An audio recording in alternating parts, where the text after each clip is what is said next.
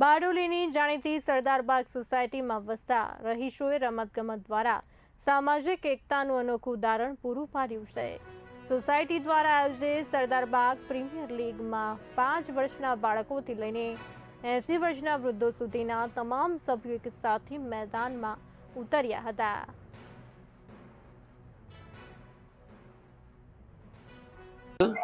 હું આ સોસાયટીની અંદર છેલ્લા 30 વર્ષથી રહું છું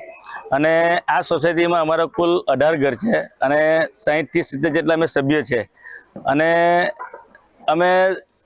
છેલ્લા 2 વર્ષથી આ SBPL સરદારબાગ પ્રીમિયર લીગ 2025 અને 26 ની અમે આ શરૂઆત કરી છે, જેમાં 5 વર્ષથી લઈને 80 વર્ષ સુધીના વડીલો અમે એક ટીમ બનાવીને દરેક ટીમની અંદર અલગ અલગ એજ ગ્રુપના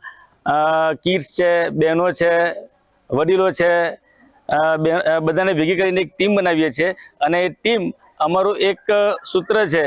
કે રમતા રહેવું, જીવતા રહેવું અને 3 પેઢીઓ અમે ભેગી થઈને એક જ ટીમની અંદર એક ગ્રાઉન્ડ પર એક હર્ષો ઉલ્લાસથી અમે અને આનંદ પ્રમોટ કરીએ છીએ અને એ જ અમારા સોસાયટીની એક આનાથી સોસાયટીની એક અમારી એકતા અને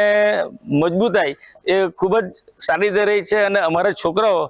અમારી સાથે રહીને રમે છે, એમને કોઈ અલગ દૂષણ કે એવું કંઈ લાગતું નથી અને